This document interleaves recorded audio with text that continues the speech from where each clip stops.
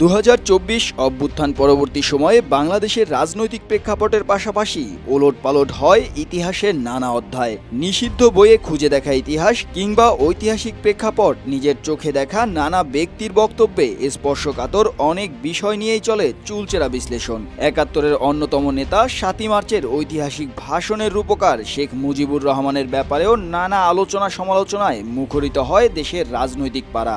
সবচেয়ে জোরালো যে প্রশ্নটি ওঠে, শেখ মুজিবের ডাকে যারা যুদ্ধে গিয়েছিলেন তাদের হাতেই কেন হত্যার শিকার হয়েছিলেন মুজিব? প্রবাসী সাংবাদিক ইলিয়াসের এক টক শোতে হাজির হয়ে সে সময়ে মুজিবকে হত্যার নানা চাঞ্চল্যকর তথ্য দেন মেজর ডালিম। ফাঁসির দড়িতে ঝুলে মৃত্যুবরণ করার আগে শেখ মুজিব হত্যাকাণ্ডে জড়িত কর্নেল রশিদও এক বেসরকারি টেলিভিশনের টক শোতে জানিয়েছিলেন অজানা অনেক বিষয়, যে টক শো প্রচার করতে নিষেধাজ্ঞা দিয়েছিল স্বৈরাচারী হাসিনা সরকার। শেখ মুজিবুর রহমানের ঘনিষ্ঠ সহচর ও স্বাধীন বাংলাদেশের প্রথম প্রধানমন্ত্রী তাজউদ্দিন আহমেদের দুই সন্তান শারমিন আহমেদ এবং সোহেল তাজের নানা সাক্ষাৎকারেও প্রশ্নবিদ্ধ হন বঙ্গবন্ধু ও জাতির জনক খেতাব পাওয়া শেখ মুজিবুর রহমান। মুজিব ও হাসিনা বন্দনার যুগ পেরিয়ে নিজেদের ঘনিষ্ঠ রাজনৈতিক সহচর ও সহযোদ্ধাদের দ্বারাই প্রশ্নবাণে জর্জরিত হতে থাকেন শেখ হাসিনা এবং তার পিতা। চলুন আজ জেনে নেই শেখ মুজিবের সাথে রাজনীতি করা, এমনকি তার ডান হাত হিসেবে একসময় পরিচিতি পাওয়া আরও এক ব্যক্তির ব্যাপারে। বাংলাদেশের রাজনীতিতে যাকে বলা হয় রহস্য মানব, যিনি নিজেও একসময় শেখ মুজিবুর রহমানের থেকে দূরে সরে গিয়েছিলেন।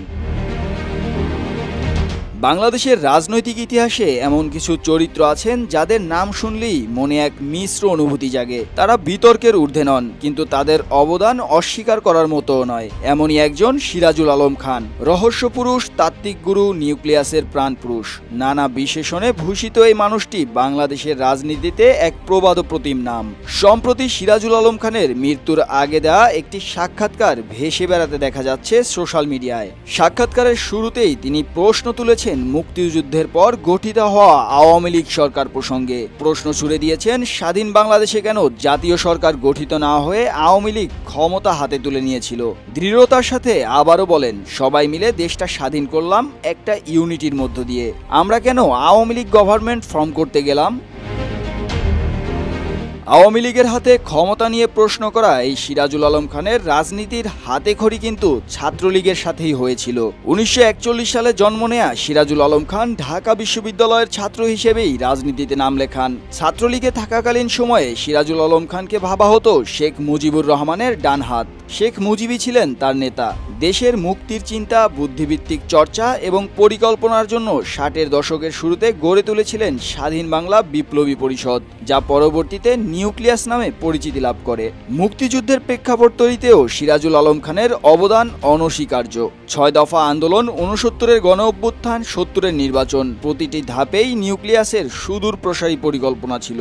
জয় বাংলা স্লোগান, স্বাধীন বাংলার পতাকা, জাতীয় সঙ্গীত, এসবের পেছনেও নিউক্লিয়াস এবং সিরাজুল আলম খানের যে মেধা ও শ্রম ছিল তা হয়তো অনেকেরই অজানা।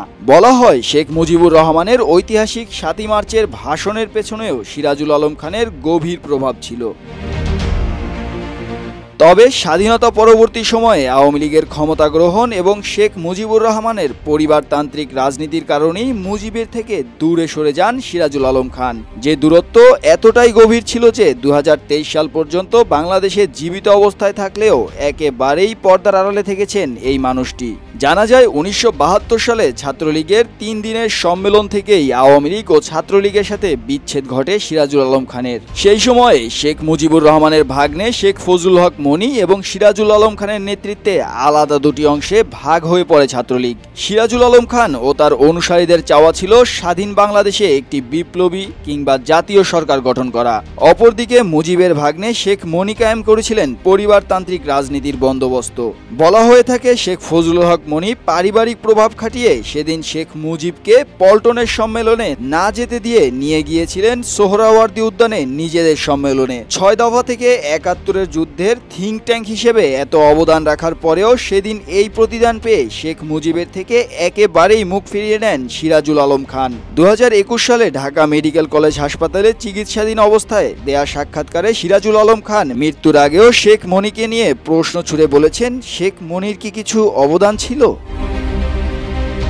সিরাজুল আলম খান স্বাধীন বাংলাদেশে মুক্তিযোদ্ধা এবং যুদ্ধে অবদান রাখা ব্যক্তিদের নিয়ে গঠন করেছিলেন জাতীয় সমাজতান্ত্রিক দল জাসদ। সেখানেও তিনি মূল সংগঠকদের একজন হওয়া সত্ত্বেও নিজেকে রেখেছেন প্রচারের বাইরে।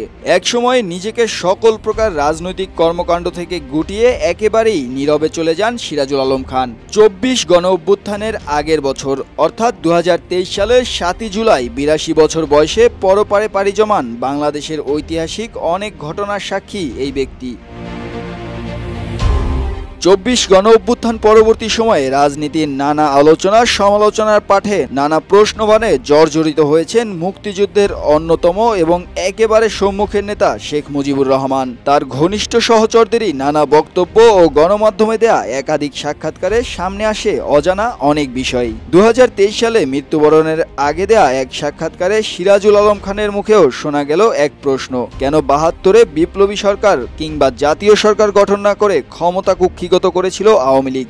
২৪ গণ অভ্যুত্থান পরবর্তীকালেও বিপ্লবী সরকার এবং জাতীয় সরকার গঠনের দাবি উঠেছিল অনেক মহল থেকেই। অদূর ভবিষ্যতে ২৪ নিয়েও সিরাজুল আলম খানের মতো কেউ প্রশ্ন ছুড়ে দেবে কিনা তার সময় বা প্রেক্ষাপটই বলে দেবে।